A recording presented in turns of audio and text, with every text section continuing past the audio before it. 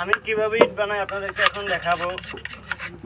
আর হচ্ছে আমরা যে এই কষ্টের পরিশ্রমটা করি, জিনিসপত্রের যে এই পরিমাণ দাম বাড়ছে, এই পরিমাণে আসলে আমরা তো টাকাটা আগে নিয়ে মানে খরচ করে ফেলি, তারপরে দিয়ে হচ্ছে এই কাজ যে পরিশ্রম আমাদের এই বেতনে আসলে যায় না। আর কথা হচ্ছে এখন বর্তমানে যে পরিস্থিতি, 1 কেজি চাউলের দাম হচ্ছে 80 থেকে 85 টাকা।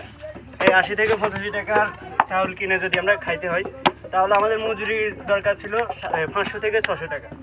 আর এখন দেখা যাচ্ছে আমরা 18 ঘন্টা ডিউটি করার পর বেতন পড়ে 300 থেকে 250 টাকা।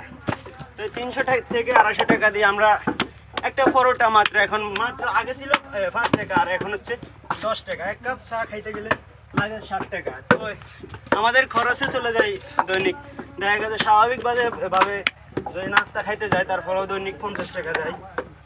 তো আর কি বলবো, আমাদের পরিশ্রমও আছে কিন্তু বেতন পোষায় না আর কি, এই আর কি।